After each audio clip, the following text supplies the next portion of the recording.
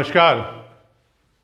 आज हम छोटे बच्चों के लिए प्रीपोजिशन के कुछ वर्ड्स हैं जिनका यूज बताएंगे। जनरली फर्स्ट के एंट्रेंस टेस्ट जो होता है उसमें प्रीपोजिशन पूछे जाते हैं, वो इन और अपॉन, इन, ऑन, अपॉन, इन और अपॉन। जनरली इनका पूछे जाता है कि इनका यूज कहाँ होता है, तो use of in, on, upon normally पूछे जाते हैं, किंतु मैं कुछ जो भी कॉमन प्रपोजिशन हैं एक के यूकेजी स्टैंडर्ड के, वो मैं आपको समझाऊंगा और कोई आवश्यकता नहीं लिखने की और उसको याद करने की। इससे पहले कि मैं आपको प्रीपोजिशन के बारे में बताऊं, मैं आपको तरीका बताऊं क्योंकि ज़्यादातर बच्चे यही कहते हैं कि हम तो याद बहुत करते हैं पर एग्जामिनेशन में भूल जाते हैं। तो बच्चों, याद बिल्कुल नहीं करना है। इस वीडियो को आप देखिएगा, कल फिर देखिएगा, उसके बाद एक दिन का गैप दे दीजिए, फिर देखिएगा, फिर 2-3 दिन का गैप देकर फिर देखिएगा। तो एक माइंड में पिक्चर बन जाती है, हमारे माइंड में एक ऐसी पिक्चर बन जाती है कि वो फिर हमेशा के लिए हो जाएगी। और कोई कठिन सब्जेक्ट नहीं है। और अंग्रेजी में बिल्कुल टेंशन मत लीजिए। लोग अंग्रेजी को हवा समझते हैं, हो सकता है हवा, क्योंकि हमारी मदर टंग नहीं है। तो इसलिए बहुत ऐसा नहीं कि हम उसको बहुत ज़्यादा उसके ऊपर पैनिक होकर चलने लग जाएं कि ये गलत हो जाएगा, वो गलत हो जाएगा। कुछ नहीं है। एक छोटा सा प्रिंसिपल अगर हमारे दिमाग में रहेगा कि किस चीज़ को कहाँ यूज करना है, कैसे यूज करना है। और जहाँ तक ग्रामेटिकल मिस्टेक की है, मैं ये बिल्कुल नहीं कहूँगा कि आप ग्रामेटिकल मिस्टेक कीजिए, परंतु जैसे हम हिंदी भी बोलते हैं तो कोई ऐसा थोड़ी है कि हम व्याकरण बिल्कुल हिंदी की किताब के अनुसार बोलेंगे या बिल्कुल हम एक हिंदी साहित्यिक बोलते हैं। हम हिंदी कॉमन हिंदी बोलते हैं। तो अब हमारा जो आज का सब्जेक्ट है वो तो हमारा है कि सिंपली हम ऑन, एट, इन कहाँ पर यूज करते हैं। और ख़ास तौर से, और देखिए इसको ना भी पढ़ेंगे और अगर आप प्रैक्टिस करते रहेंगे, आप आगे रोजाना इंग्लिश बोलते रहें घर में छोटी मोटी, तो आपको खुद ब खुद अंदाजा हो जाएगा। आपने घर में किसी ने सिखाया तो है नहीं कि कहा हो कि आकाश में चिड़िया उड़ रही है, छत पर कबूतर बैठा हुआ है। कोई सिखाता है कि छत पर कबूतर हो तो बैठते हैं, पर बैठता है, या चिड़िया आकाश में हो तो कहते हैं आकाश में उड़ रही है। कोई नहीं सिखाता, हम सीख जाते हैं। इसी तरह ये वर्ड भी आपको प्रैक्टिस से अपने आप सीखेंगे। एक बात जरूर, जिन लोगों ने सब्सक्राइब नहीं किया है कृपया सब्सक्राइब कर दीजिए, जल्दी से सब्सक्राइब कर लीजिए और आखिरी तक वीडियो देखिए। पसंद आता है तो लाइक भी करिएगा और शेयर भी करिएगा। ये बहुत ही सिंपल लैंग्वेज में, बहुत ही साधारण भाषा में, हिंदी में भी इंग्लिश में भी मैं आप लोगों को सामने ये वीडियो रख रहा हूँ। अब आज हमको शब्द यूज करने हैं। ये प्रीपोजिशन है, एक छोटी सी डेफिनेशन है, इसको याद समझ लीजिए क्या है प्रीपोजिशन, क्या चीज़ होती है। प्रीपोजिशन हमारे दो चीज़ें होती हैं। प्रीपोजिशन में जब दो चीज़ें होती हैं, दोनों के बीच में एक रिश्ता होता है। जैसे मैं अभी एग्जाम्पल आज बिल्ली को लेके ही करूँगा, तो एक बिल्ली है और दूसरी जगह है, तो बिल्ली और जगह का रिश्ता। तो इस तरह प्रीपोजिशन का मतलब है दो जगह का रिश्ता क्या है, वो प्रीपोजिशन बताता है। तो इसी में ये इसका है प्लेस बिफोर नाउन और प्रोनाउन को, नाउन और प्रोनाउन का जो है उसका प्लेसमेंट कहाँ पर है, to show the relation between. Place, जैसे मैंने बताया कि बिल्ली का और जगह का रिश्ता, चिड़िया का और जगह का, चिड़िया कहाँ उड़ रही है, आकाश में, तो आकाश और चिड़िया का रिश्ता, ये हमारा प्रीपोजिशन तय करता है। तो आज हम इसी के बारे में बात करते हैं। अब आप देखिएगा कि सपोज कीजिए, ये मिटा दूं अगर इसको ज़रूरत नहीं है। डेफिनेशन तो मैंने केवल समझाने के लिए लिखी थी, कोई आवश्यकता नहीं है। डेफिनेशन आपसे कोई पूछेगा भी नहीं। फर्स्ट के एडमिशन में प्रीपोजिशन की डेफिनेशन नहीं पूछी जाएगी, वहाँ केवल जनरली पिक्चर दिखाएंगे और पिक्चर में वो प्लेसमेंट बताना पड़ेगा। नॉर्मली जब टीचर्स लेती है तो उनके हाथ में डस्टर है, उन्होंने टेबल के ऊपर डस्टर रख दिया, तो डस्टर की प्लेसमेंट बताइए कहाँ है, तो वेयर इज द डस्टर, तो आपको बताना है duster is on the table. तो वो ऑन क्यों आएगा वो मैं आपको बता रहा हूँ। अब सपोज कीजिए यहाँ पर एक टेबल है। देखिए ड्राइंग मेरी बहुत ख़राब है, इसलिए ड्राइंग के ऊपर ना जाएं बिल्कुल भी। ये टेबल है और आज के लिए हम अभी एक बिल्ली पकड़ लेते हैं। बिल्ली बहुत अच्छा समझाती है। और वो बिल्ली मान लीजिए कि वो बिल्ली आके बैठ गई यहाँ टेबल के ऊपर, तो क्या कहेंगे? On the table. क्यों कहेंगे ऑन द टेबल? क्योंकि टेबल पर बिल्ली बैठी हुई है और बिल्ली का मूवमेंट नहीं है।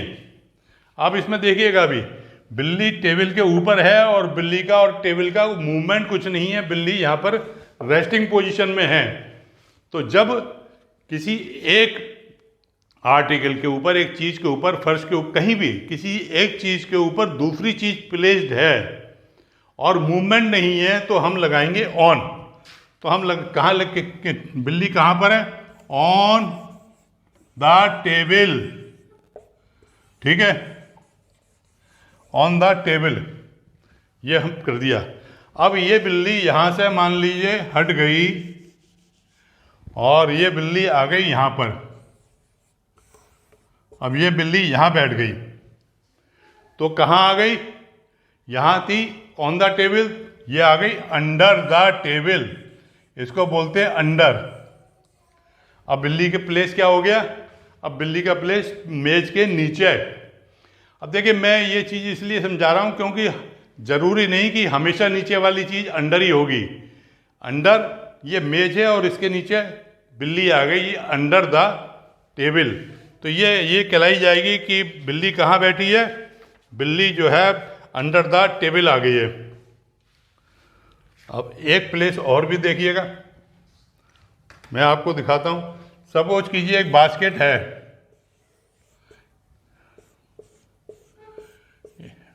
बिल्ली का तो वैसे भी होम बास्केट बोलते हैं, बास्केट है, और बिल्ली इस बास्केट में बैठी हुई है। अब बिल्ली यहाँ आके बैठ गई तो बिल्ली की प्लेस चेंज हो गई, तो यहाँ क्या बनेगा? यहाँ बनेगा इन द बास्केट। देखिए एक ही चीज प्लेस चेंज होने के बाद प्रपोजिशन चेंज हो रहा है, in the basket, in the basket.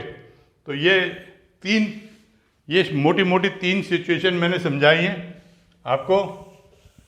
कहाँ कहाँ पे है? अगर ऊपर है तो ऑन, नीचे है तो अंडर, और अगर बास्केट में है। अब इसका थीम समझ लीजिए। मैंने समझाया था कि एक चीज़ के ऊपर दूसरी है, मूवमेंट नहीं है, ऑन हो गया, नीचे है, अंडर हो गया। और इन क्यों हुआ? क्योंकि वो किसी की चीज़ के अंदर है। इन द बॉक्स, अगर यही बिल्ली मान लीजिए बॉक्स है और यहाँ बिल्ली बैठी है तो हम क्या बोलेंगे? In the box. जैसे बास्केट के मामले में बोला हमने इन द बॉक्स। अभी डिफरेंस आगे आपको और देखते रहेंगे, अभी डिफरेंस दिखेंगे सब सिचुएशन की। जगह बदलेगी, रिश्ता बदलेगा। जैसे जैसे आप इस बीच में सब्सक्राइब नहीं किया हो जिन साथियों ने, बच्चों जल्दी से सब्सक्राइब कीजिए जिससे कि आगे आपको नोटिफिकेशन मिलते रहें। बेल आइकन को दबा दीजिए नहीं दबाया हो। और वीडियो को आखिरी में जाके मैं आखिरी में बोनस कुछ और भी बातें आपको बताऊंगा। आप समझ लीजिए अभी आपने तीन पोजीशन देखी है। अब आप देखिए ये पेड़ है, ये पेड़ है। अब बिल्ली क्या थी? मेज से उतर के अब बिल्ली आ गई पेड़ के नीचे। अब पेड़ के नीचे आ गई तो हम क्या बोलेंगे? Under the tree. अब यहां हो गया अंडर, अंडर द ट्री। अब क्या है? Cat is, where is the cat? Cat is under the tree, पेड़ के नीचे। अब ये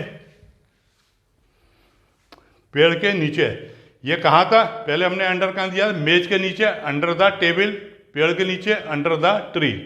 अब इसमें एक चीज़ का ख्याल करिएगा कि अंडर कहाँ आ रहा है? कि जब ऊपर की चीज़ उसे छू नहीं रही है। जहाँ पर जब हम ऑन लिखा था तो क्या हो रहा था कि वो मेज को वो चीज़ छू रही थी। बिल्ली मेज को ऊपर ही रेस्ट कर रही थी, अधर में नहीं थी, तो हमने ऑन लिखा था। पर नीचे थी, बिल्ली छू नहीं रही है, अंडर में है, मतलब इसके नीचे है, यहाँ लटकी हुई नहीं है, तो अंडर आ गया। मेज पे भी नीचे बैठी हुई थी। इन कहाँ लिखा था? जब वो अंदर थी किसी चीज़ के, तो हमने लिख दिया था वहाँ पर, वो लिख दिया था, इन लिख दिया था। अब बिल्ली तो बिल्ली है, कहीं भी जा सकती है। तो बिल्ली, अब ये बिल्ली बहुत परेशान करेगी, परंतु बिल्ली सिखा के जाएगी आज आपको सारे प्रपोजिशन, ये बिल्ली बताएगी। अब देखिए आपने ऑन, अंडर, इन सीखा। अब क्या हुआ कि ये बिल्ली दौड़ के गई और दरवाजे के पीछे छिप गई।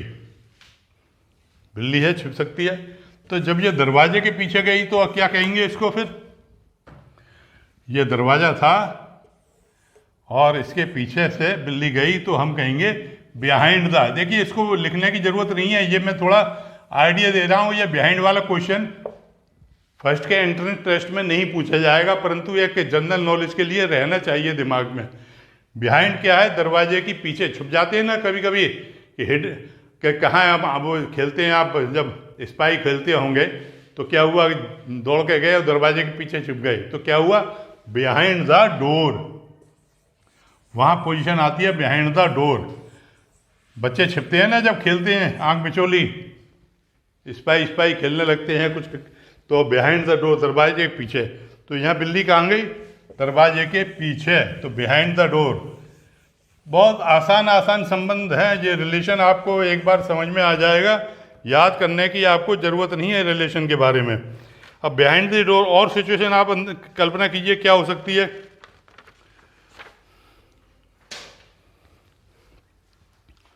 अब बिल्ली को मान लो ठंड लग रही है, या जाड़े में आपने देखा है कि अलाव जलता है, या बहुत से घरों में एक जरूर पहले जो पुराने अंग्रेजी घर होते थे उसमें फायर के लिए एक जगह बनी होती थी, बहुत सी जगह अभी भी अलाव जल रहा है। अब मान लीजिए यहाँ अलाव जल रहा है, ये लकड़ियाँ रखी हुई हैं और ये फायर है। अब जाड़े में क्या होता है, यहाँ पर बिल्ली आके बैठ गई, बिल्ली बैठ गई, कुत्ते भी बैठ जाते हैं, तो हम क्या कहेंगे? In front of the fire place. ये टर्मिनोलॉजी आप याद करते रहना, ये इसको क्या बोलते हैं? Fire place.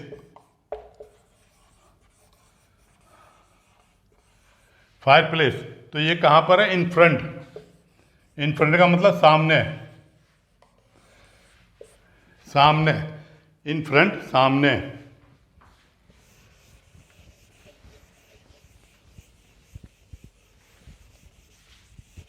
एक सिचुएशन और आ सकती है। अब बिल्ली कितनी जगह आ चुकी है, एक सिचुएशन और है कि आपकी अलमारी है, उसके पास जाके बिल्ली बैठ गई।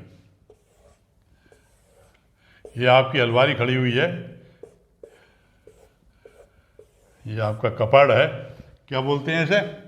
जरा ध्यान करना इसके बारे में। इसमें ये दो शब्दों को मिलकर बना है, कप और बोर्ड। कप और बोर्ड, कप और बोर्ड, ये दो शब्दों को मिलकर बना है। परंतु हम जब बोलेंगे तो क्या बोलेंगे? ये एक पहले वाले का कप का तो हम ले लेंगे का, और बोर्ड का कर देंगे हम कबड़, कबड़ कर देंगे। कई जगह दूसरे तरीके से भी लिख दिया जाता है कबड़, कबड़, कबड़ बोलते हैं, ओरिजिनल कप प्लस बोर्ड। अब बिल्ली आके यहाँ बैठ गई। अब बिल्ली यहाँ बैठी है, ना फर्श पे है, ना टेबल पे है, ना पेड़ के नीचे है, ना मेज के नीचे है। ये क्या हुआ? एक साइड में जाके बैठ गई है अलमारी के। तो क्या बोलेंगे? क्या बोलेंगे इसको हम? Near, near the cupboard, near. अब क्या हो जाएगा? पास में, नियर, पास के लिए हम यूज करते हैं नियर। नियर द कपड़ का मतलब है कि बिल्ली अब इस अलमारी के पास में बैठी है। अब ये तो बात हो गई। अभी ये जितनी सिचुएशन मैंने दी हैं ये क्या थी? ये स्टिल। फिल्मों में आपने सुना है कभी स्टिल? और फिल्म के प्रमोशन के लिए फोटोग्राफ आते हैं तो उनको बोलते हैं स्टिल। पिक्चर हॉल, पहले पिक्चर हॉल थे, अब तो पिक्चर हॉल होते नहीं है, परंतु आपके मोबाइल में भी नेटफ्लिक्स वगैरह पे आप देखते हैं पिक्चर आती है, फिल्म आती है प्रमोशन के लिए, तो पिक्चर आती है तो उनको क्या बोलते हैं हम? स्टिल। स्टिल है। स्टिल का मतलब क्या? मूवमेंट नहीं होता पिक्चर का। जब हॉल में जाते हैं तो क्या होता है? पिक्चर वहाँ पे मूवमेंट में होती है, किंतु बाहर एडवर्टाइजमेंट के लिए लगाते हैं तो स्टिल होती है, फोटो फ्रेम करके लगा दिया, उससे पता लग जाएगी कौन कौन कलाकार इसके अंदर है। तो अभी तक हम जितनी पोजीशन देख रहे थे वो मूवमेंट नहीं था किसी के अंदर, सब जगह शांत था। मेज के ऊपर भी, मेज के नीचे, पेड़ के नीचे, आग के सामने, अलमारी के बराबर में। अब बिल्ली मूवमेंट में आ गई। मूवमेंट में आ गई तो क्या हुआ? अब फिर वही आएगा कि अलमारी थी, यहाँ अलमारी थी। अब बिल्ली को नीचे बैठे बैठे बिल्ली को लगा कि अलमारी के ऊपर शायद चूहा, चूहा आ गया अलमारी के ऊपर। तो क्या किया बिल्ली? बिल्ली यहाँ मूवमेंट में आ गई। अब वो ऊपर को चढ़ रही है। ऊपर को चढ़ रही है कि कपड़ के ऊपर जो है चूहा होगा। तो अब बिल्ली जो है मोशन में है। बिल्ली कहाँ है? मोशन में है। तो मोशन में है तो क्या बोलेंगे इसको? क्या बोलेंगे? क्लाइम ओवर, चढ़ी, ओवर। अब अपॉन आ जाएगा, अपॉन। अब आ जाएगा अपॉन, ये आ जाएगा अपॉन हो गया। Climbed upon the cupboard. अब बिल्ली ने लगाई छलांग। अब बिल्ली कहीं नहीं है, छलांग लगाई है। अब मान लीजिए एक कुछ भी है, एक गली है और कुत्ता सो रहा है वहां। एक छोटी पतली गली है और यहां पर एक बड़ा टामी जो है वो सो रहा है इधर। मछली बन गई, वैसे समझिए कुत्ता ही है ये कुत्ता यहां पे सो रहा है। ठीक है, इसने पूरी जगह घेरी हुई है। अब बिल्ली को जाना है उस पार। अगर वो चलती हुई आएगी इसके पास में, कुत्ता जग जाएगा तो बिल्ली पे झपट्टा मारेगा। तो बिल्ली ने क्या सोचा कि मैं यहाँ इतनी दूर से इसके ऊपर जंप मारूंगी और इसे पार करके दूसरी साइड में चली जाऊंगी। तो क्या होगा? कैट जंप्ड ओवर, यहाँ आएगा ओवर, जंप्ड ओवर, यहाँ ध्यान रखना ओवर। अब मैंने एक नया शब्द बताया हुआ, ऑन, अंडर, सब हो गया, इन हो गया और अपॉन हो गया। अपॉन में क्या आता है? ऊपर जब मूवमेंट में हो। मैं ऑन, एक चीज ऑन है ऑन द टेबल, परंतु मूवमेंट में है तो अपॉन द टेबल आएगा, जब तक कि वो टेबल के ऊपर आ नहीं जाता। तो बिल्ली जब छलांग लगाती है तो अपॉन द टेबल, कपड़ पे चढ़ रही है तो अपॉन द टेबल। परंतु यहाँ क्या हो रहा है? यहाँ कुत्ते के ऊपर से कूद रही है, ना तो वो चढ़ रही है ना बैठने जा रही है, वो कूद के जा रही है। तो यहाँ हम यूज करेंगे over, jumped over the dog. बिल्ली ने यहाँ से छलांग मारी, एक मकान से दूसरे मकान पे छलांग मारी, तो वो बोलेंगे हम, उसको बोलेंगे वहाँ ओवर यूज किया जाएगा, इसको समझ में ये समझ में आ गया आपको? ओवर कहाँ ही होगा? जब हम ना तो किसी चीज़ के ऊपर हैं और ना किसी चीज़ पर जा रहे हैं, हम छलांग लगा रहे हैं मूवमेंट में। ओवर के लिए मूवमेंट चाहिए, तो मूवमेंट में है तो यहाँ आ गया ओवर। अब मैं एक उदाहरण और दूँ मूवमेंट का। ओवर और अपॉन दोनों ही मूवमेंट के है। Upon, cat sprang upon, sprang SPRANG, इसका क्या मतलब होता है? मतलब तो बहुत होते हैं इसके, पर जब बिल्ली पे स्प्रैंग होगा तो क्या उछलना। बिल्ली क्या करती है? नीचे से ऊपर आएगी तो क्या करेगी? उछलना बोलते हैं कि बिल्ली उछल के मेज पे आ गई। Sprang upon the table. ध्यान रखना, कोई जरूरत नहीं लिखने की मेरे बच्चों। सब्सक्राइब कर देना नहीं हो पाया हो, और इस वीडियो को 5-6 बार देख लेना। जैसा मैंने बताया, एक दिन शुरुआत में, एक दिन बाद, फिर 2 दिन बाद, फिर वीकली, और 3-4 बार देख लेंगे, सब कुछ दिमाग में बस जाएगा। पिक्चर एक्चुअली होता क्या है, हमारे माइंड में पिक्चर बन जाती है, उसके बाद हम कभी नहीं भूलते। तो ये स्प्रेंग का मतलब उछलना। अब स्प्रेंग वर्ड अगर नहीं समझ में आ रहा हो तो हम जंप भी लिख सकते हैं, इसको हम जंप कर देंगे। परंतु जंप करके कहाँ आ रही है? देखिए वहाँ ओवर क्यों लिखा? क्योंकि बिल्ली कूद के कुत्ते के ऊपर नहीं आ रही। अगर कुत्ते के ऊपर बैठ रही होती आगे तो हम लिखते अपॉन द डॉग, परंतु बिल्ली तो कूद के भागी ना, तो ओवर। परंतु हमने यहाँ कूद कर टेबल पे आ रही है तो हमने यहाँ यूज करेंगे अपॉन। तो हमने यहाँ लिख दिया स्प्रिंग, उछलना होता है, जंप भी होता है। ये अब कहें तो बिल्ली से बहुत काम ले लिया, बिल्ली को छोड़ दें, कुछ और पकड़ लें, देखेंगे जरूरत पड़ेगी तो बिल्ली को ले जाएंगे। अब कहीं और भी चलते हैं, जिससे कि आगे की और भी बातें हम समझ लें उन्हें। अब ये तो हो गई, एक बिल्ली ने बताइए कितने प्रीपोजिशन आपको समझा दिए। अब आई बात कि आप सुबह सुबह सड़क पर दौड़ रहे हैं, तो कहाँ दौड़ेंगे, कैसे? आपने कहा सड़क पर दौड़ रहे हैं, तो वर्ड आया पर, सड़क पर। अब ये हिंदी में तो पर कई जगह काम आ जाता है, ऐसे अंग्रेजी में ऑन भी कई जगह काम आ जाता है। सड़क पर दौड़ रहे हैं तो क्या कहेंगे? रनिंग, दौड़ना, RUNNING। देखिए स्पेलिंग में बता रहा हूँ, स्पेलिंग में माइंड में रखना। स्पेलिंग भी आप कभी लिखने की जरूरत नहीं है। रनिंग, कहाँ रनिंग हो रही है? Running on the road. अब इसमें फिर ध्यान करना, क्यों ऑन क्यों लिखा? क्योंकि रोड और आपके पैरों का संबंध बना हुआ है। रोड और आपके पैरों का संबंध छूट नहीं रहा है। रनिंग आईएनजी क्यों लगाया है कि हमने, क्योंकि प्रेजेंट कंटिन्यूस टेंस है, अभी छोटे बच्चों के लिए नहीं आएगा, पर मैं समझाने के लिए बोल रहा हूँ। पर हम दौड़ रहे हैं हम, मतलब दौड़ तो रहे हैं, रनिंग में, मोशन में है, परंतु मेरा और जमीन का कांटेक्ट बिल्कुल नहीं टूट रहा है। ये पैर लगातार चलते चले जा रहे हैं। तो इसलिए हमने क्या इस्तेमाल किया? ऑन, क्योंकि हमारा यहाँ पर कांटेक्ट टूटा नहीं है ज़मीन के साथ। तो हम यहाँ लिखेंगे ऑन द रोड। तो he is running on the road. अब एक चीज़ और भी है, हम देखेंगे।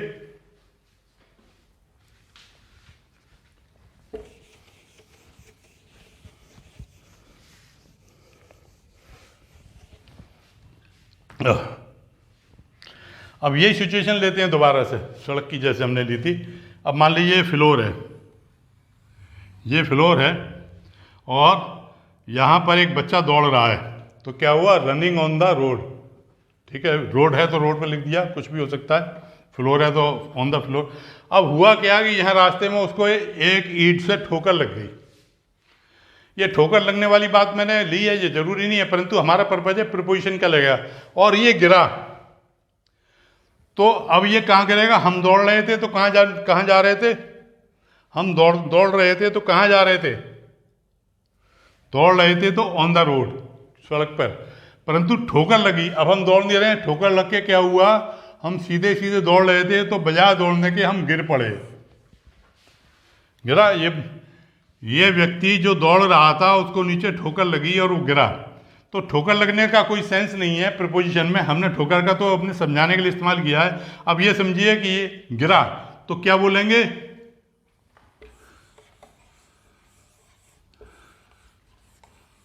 Fail upon.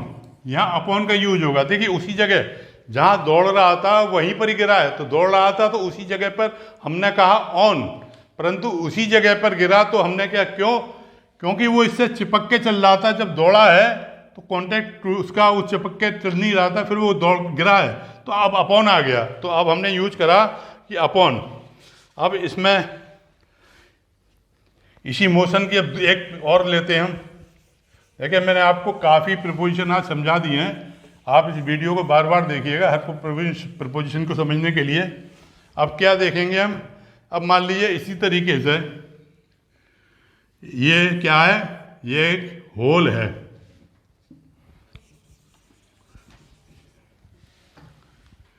ये हमने एक समझ लो कि होल है, और एक स्नेक आ रहा है इधर से। स्नेक जो है वो क्रॉलिंग करता है। स्नेक कैसे चलता है? क्रॉलिंग। स्नेक के पैर तो होते नहीं है, तो स्नेक को चलने को बोलते हैं क्रॉलिंग। अब ये स्नेक क्रॉलिंग करके इस होल का मतलब बिला।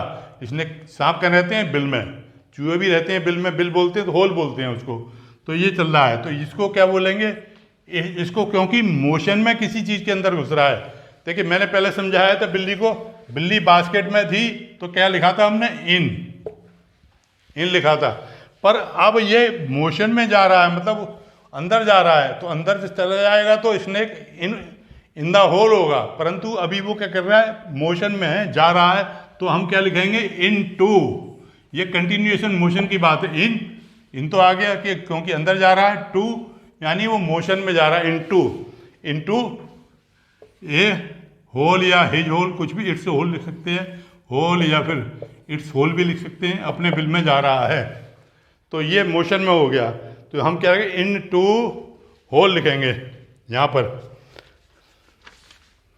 अब इसी का दूसरा लीजिए, इनटू लिखा था ना, अब इसी का दूसरा मोशन का मैं एक एग्जाम्पल और देता हूँ। बड़ा, तो बहुत अच्छा एग्जाम्पल है स्नेक का, कि मूवमेंट करते हुआ किसी चीज़ के अंदर जा रहा है, अंदर चले जाएगा तो ही ना, मूवमेंट करते जा रहा है तो इनटू। अब मान लीजिए ये नदी बह रही है, यहाँ नदी है, दिखाई दे रहा है, नदी बह रही है, और एक व्यक्ति यहाँ पर है पुल पे ऊपर खड़ा हुआ, और इसने यहाँ पर कूद पड़ा नदी में। आप नहीं कूदना, जिसे तैरना होता हो वही कूदेगा। तो ये कूदा, तो कूदेगा तो क्या बोलेंगे? Into, jumped into river. मैं सेंटेंस आधे लिख रहा हूं, मैं आपको प्रिपोजिशन में समझाने। जंप्ड इनटू रिवर, जंप्ड मतलब कूदा, जंप लिया, जंप इनटू, जंप्ड इनटू,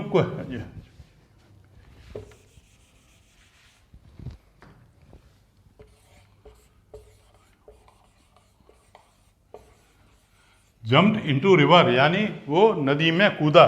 तो ये फिर मोशन में आया, मोशन में हम नदी के कूदा यानी कि पानी में गया है वो, पर नदी के अंदर नहीं गया है, वो कूद रहा है ऊपर से, तो जंप्ड इनटू मोशन, वो मोशन में आ गया। अब एक चीज़ और देखिए आप, शादियों में देखा है, शादी में क्या होता है, दूल्हा जनरली क्या होता है, कभी अब तो गाड़ियों में बैठने लगे हैं, वैसे अभी भी चलन का है घोड़े का, तो घुड़चढ़ी हो रही है।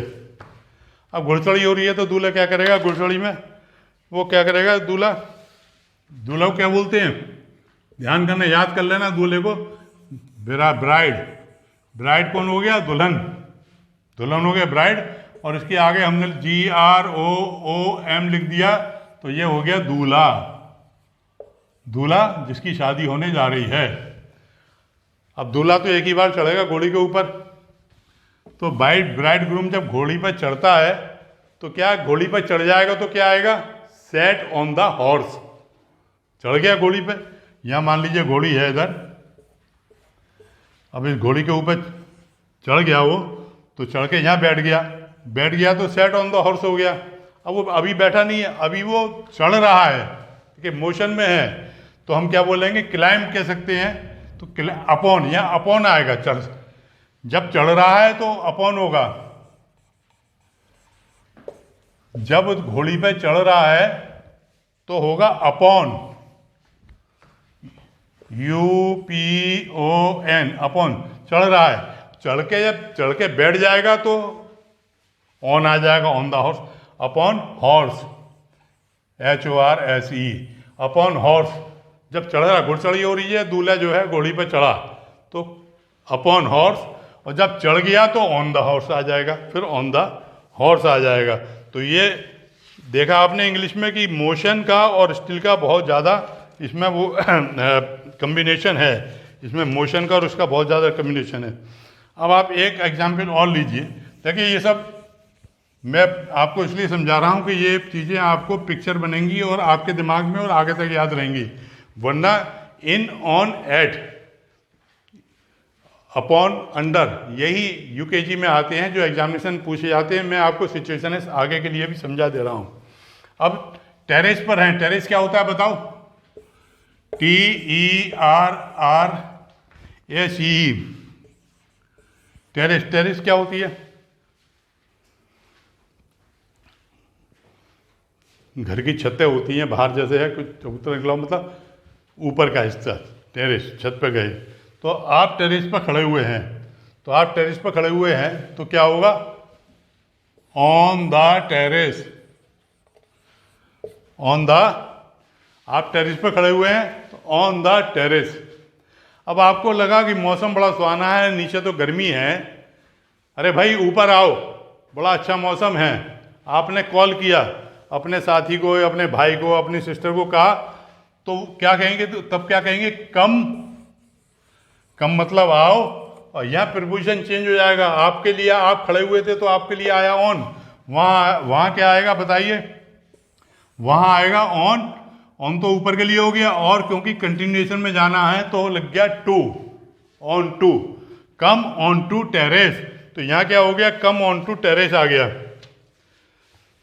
फर्क आपको मैंने बता दिया ऑन और ऑन टू का, कई एग्जाम्पल दे दिए हैं।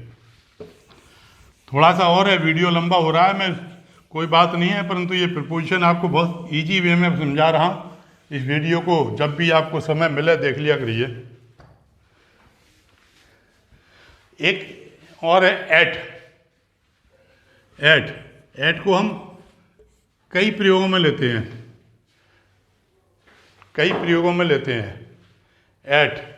एट को हम लेते हैं, कोई रहने का है, जैसे किसी को रहना है, कहाँ रहते हो, एट मनोरंजन पार्क,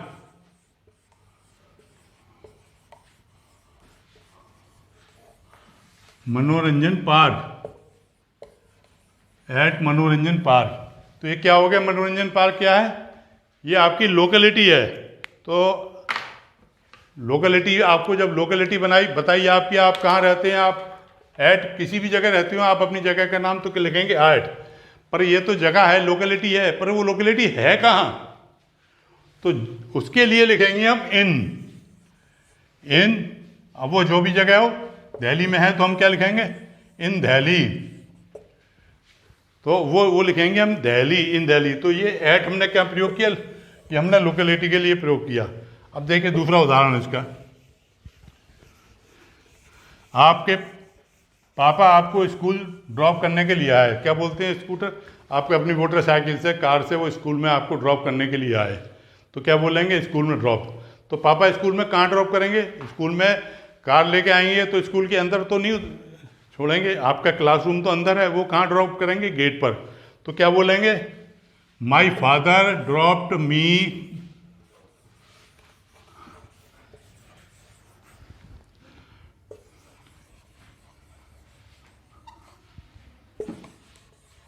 एट, यहाँ एट आएगा, एट कहाँ पर छोड़ते हैं? School, at school. तो आपके पिताजी ने कहाँ छोड़ा? स्कूल। समझ के? एट का मैंने बता दिया, कहाँ छोड़ा? स्कूल। पिताजी ने कहाँ छोड़ा? स्कूल। अब स्कूल में आप कहाँ जाएंगे? स्कूल में कहाँ जाएंगे? स्कूल में जाएंगे, पिताजी ने एट स्कूल ड्रॉप कर दिया, तो आप क्या करेंगे? स्कूल में जाएंगे तो क्लास में जाएंगे, तो क्लास में जाएंगे तो वहाँ यूज होगा इन द क्लासरूम। अगर घर पे भी हैं आप, घर पे भी हैं, तो in the room, in the bedroom. तो क्या आएगा स्कूल में? In the classroom, in the classroom. अब देखिए इनका मैं एक बहुत ही मज़ेदार आपको और बताता हूं टॉपिक।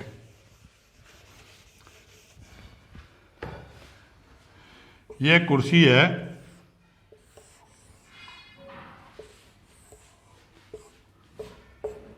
ये कुर्सी है, मान लीजिए, समझ लीजिए, कल्पना कर लीजिए, कुर्सी तो मैं बना नहीं सकता। अब यहां कोई बैठेगा तो क्या बोलेंगे? बिल्कुल शुरू में मैंने बताया था कैट कहाँ बैठी थी? टेबल के ऊपर। तो वही सिचुएशन है। तो कहाँ है? He sat on the chair. क्या लिखेंगे? ही सैट ऑन, या ऑन आएगा, ऑन द चेयर।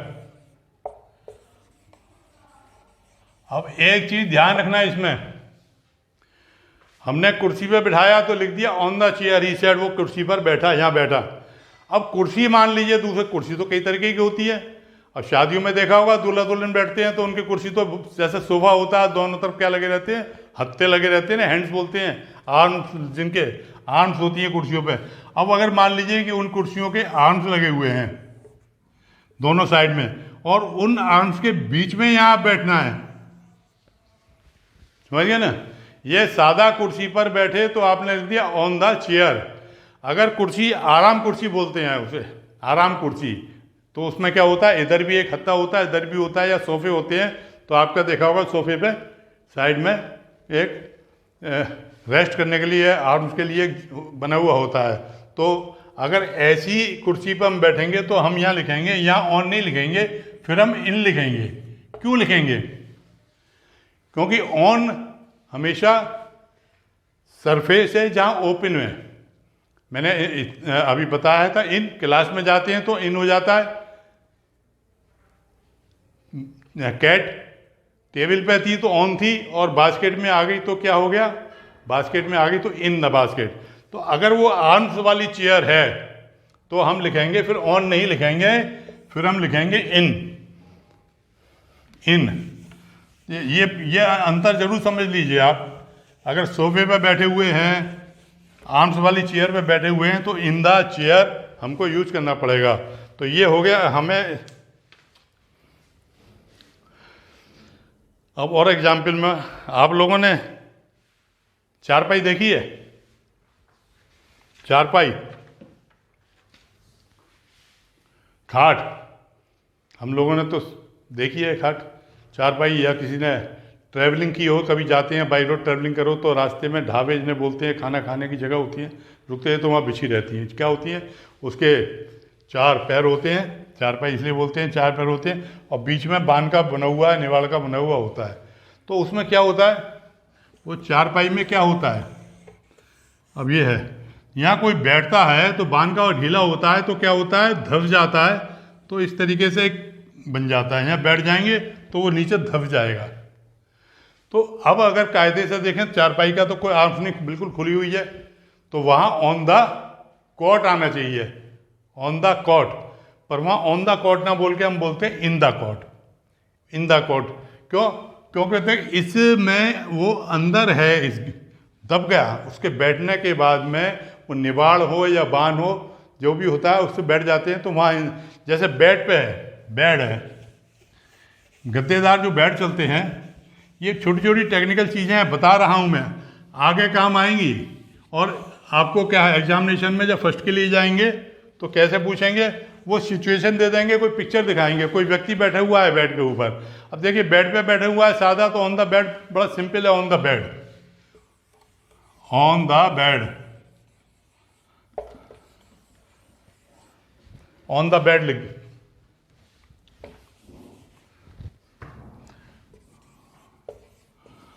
परंतु बेड में जब गद्दा आप बैठे तो क्या होता है, अगर गद्दा थोड़ा सॉफ्ट है तो क्या धस जाते हैं, जिसे धसना बोलते हैं आपने, कि बिस्तर में धस गया, बिस्तर में बैठ गया, अगर धस गया, क्योंकि नॉर्मली क्या बोलते हैं कि बिस्तर में धस गया। धस गया क्यों बोलते हैं? क्योंकि वही होता है, यहाँ वो बनती है, यहाँ बीच में वो बन जाता है धस, और यहाँ सब चारों तरफ सिलवटें आ जाती हैं बेड पे और बीच में बैठ जाते हैं। तो यहाँ हम इन द बेड बोलेंगे, बिस्तर में धसना, इन द बेड। यहाँ ऑन द बेड पे नहीं आएगा, यहाँ आएगा इन द बेड। समझ गया? बिल्कुल ऑन द बेड, जब बिल्कुल बेड प्लेन है, ऑन द बेड। अगर बेड कुशन वाला है और नीचे बैठने पे बीच में देखा हुआ धसाने का आ जाती है तो कर्व बन जाता है इस तरीके से, तो हो गया ऑन द बेड हो गया। बस अब ज़्यादा नहीं है, 1-2 प्रिपरेशन और है ये आपके इंग्लिश के लिए, घर पे थोड़ा सा प्रैक्टिस करते रहिए, इसको बहुत ज़्यादा है। अब देखिए मैं बाहर बगीचे में गया तो क्या हुआ, गर्मी का मौसम है, मक्खियाँ सिर के ऊपर भिनभिनाने लगी, सिर के ऊपर मक्खियाँ भिनभिनाने लगी। तो क्या है, बी क्या करेगी, कहाँ पर है वो मक्खी, कहाँ पर है, सिर के ऊपर बैठी नहीं है, मक्खी सिर पर बैठी हुई नहीं है, सिर के ऊपर। तो हम ओवर द हेड लिखेंगे, क्योंकि वो मक्खी ना तो सिर को टच कर रही है, ना ऊपर किसी को टच कर रही है, ओवर द हेड कर रहे, किसी को टच तो नहीं कर रही, बिल्कुल बीच में है वो, ना ऊपर सिर को टच कर रही है, ना ऊपर किसी चीज़ को टच कर रही है, वो इस तरह मूवमेंट है उसका, तो हमने उसको बोलेंगे ओवर द हेड। वो कहाँ आ गई, ओवर द हेड। अब पतंग उड़ा रहे हैं, और पतंग आपने बहुत दूर तक उड़ा दी बड़े, तो कहा कहाँ तक पहुँच गई, तो उसने कहा भैया अभी तो ओवर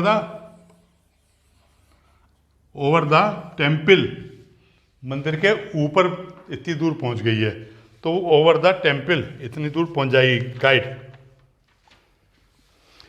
अब चिड़िया उड़ गई, आपकी छत पे बैठी हुई थी, ऑन द टेरेस, उड़ गई तो कहाँ गई वो गई बर्ड इन द स्काई, वो आकाश में गई।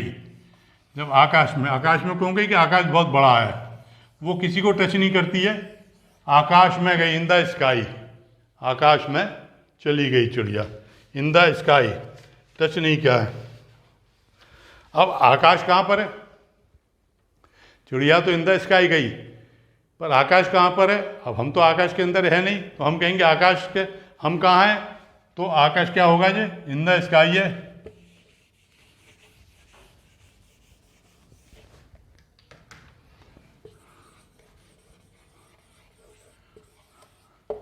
मेरे ऊपर, यहाँ एवब का यूज होगा, यहाँ एवब का यूज हो, मेरे ऊपर, आकाश मेरे ऊपर है, ना तो आकाश मुझे छोड़े, मैं एक आकाश क्या है, एक पूरा वैक्यूम है, उस वैक्यूम में चिड़िया गई तो इन द स्काई, मैं आकाश में उड़ नहीं रहा हूँ, तो ज़मीन पर हूँ। और मेरे ऊपर क्या है, ऊपर तो मेरे कुछ भी नहीं है, छत के ऊपर क्या है, आकाश। तो उसमें क्या आएगा, उसमें आएगा एबव, यानी कि जितनी भी लेवल हैं इनसे ऊपर, तो उस लेवल के ऊपर आएगा, तो हम लिखेंगे एबव द स्काई, एबव अस, हमारे ऊपर।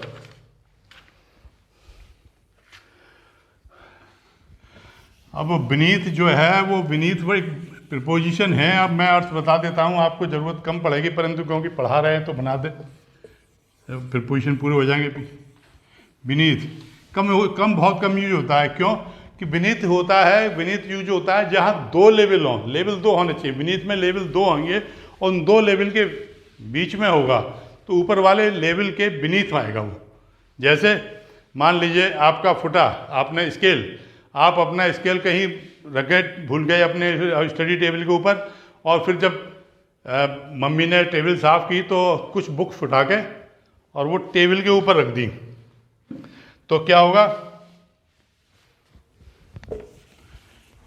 तो वो कहाँ गया, वो स्केल इज बीनीथ।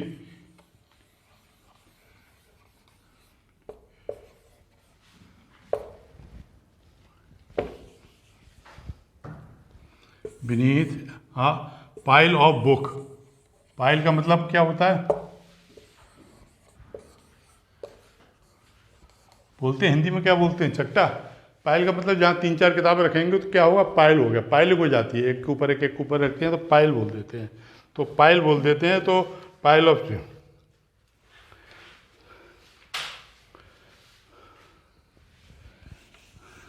अब एक दो सिचुएशन छोटी छोटी और समझ लीजिए।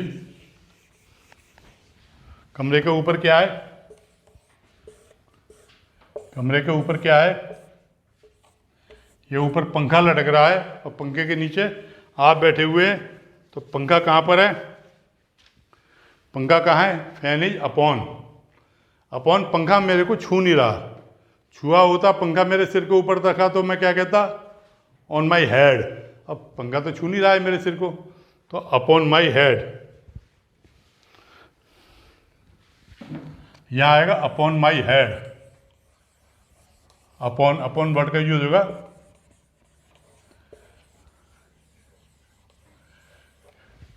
अब एक चीज़ और समझिए कि आप कोई चीज़ ऐसी है जो कहीं भी नहीं है, ना तो फर्श पर रखी है, ना छत पर लटकी हुई है, ना छत के ऊपर है, ना टेबल के ऊपर है, ना दरवाजे के पीछे छिपी हुई है, ना चटाई पे, cat is on the mat वहाँ भी नहीं है, cat is beneath the mat छुप गई है वहाँ भी नहीं है, कोई सिचुएशन ही नहीं है, कोई चीज़ कहीं है ही नहीं। अब वो सिचुएशन कहाँ आएगी, ऐसी सिचुएशन भी आ जाती है जहाँ कोई चीज़ कहीं है ही नहीं, फिर भी हमें डिस्क्राइब करना है, तो हम क्या है, अब मैं आपको सिचुएशन दे देता हूँ। मैं एक सेंटेंस लिख रहा हूँ, उस सिचुएशन को आप कीजिए, वहाँ रिश्ता क्या है, वहाँ तो कोई रिश्ता नहीं है, अचानक कुछ हुआ और ख़त्म हो गया, अचानक कुछ हुआ और ख़त्म हो गया। देखिए ध्यान से देखना इसको, ये वो रिश्ता है, ये रिश्ता क्या कहलाता है, रिश्ता कुछ नहीं कहलाता, इसलिए हमने इसको दूसरा शब्द यूज करेंगे, देखना है।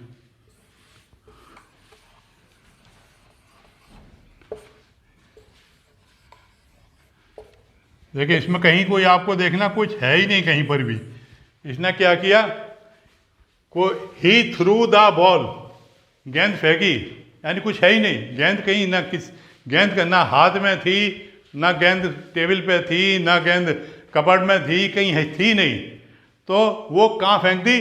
अब दूसरा रिश्ता कायम क्या होगा, ही थ्रू द बॉल, उसने गेंद फेंकी, एट, उसने क्या किया, वो गेंद को दीवार पर मारा। आप देखिए यहाँ कोई भी चीज़ नहीं है, ना तो दीवार पे घड़ी है, ऑन द वॉल, घड़ी दीवार पर लटक रही है, ऑन द वॉल, उसका एक रिश्ता है कि घड़ी दीवार पर है, ऊपर का नीचे का सब रिश्ते बता दी। अब गेंद तो फेंकी आपने, कोई रिश्ते नहीं, ना तो वो दीवार पर है ना ज़मीन पर है, ही थ्रू द बॉल, तो वहाँ आएगा एट, एट, वो दीवार पर फेंकी, दीवार से लौटी और वो लौट के आ गई, परंतु कहाँ मारी, दीवार पर।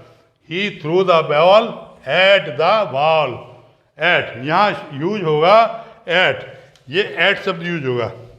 अब एक सिचुएशन आपको बहुत ही मज़ेदार दूंगा अभी, और इस पर लोग अक्सर कन्फ्यूजन